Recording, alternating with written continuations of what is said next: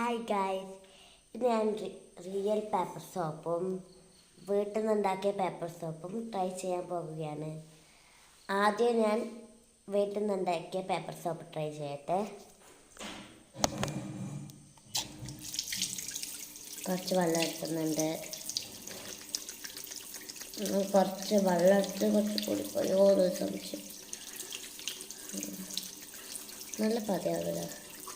വീട്ടിൽ നിന്നുണ്ടാക്കിയ hand wash കൊണ്ടാണ് പതേരം വരുന്നുണ്ട്. അടുത്ത് വാങ്ങിച്ച പേപ്പർ സോപ്പാണ്.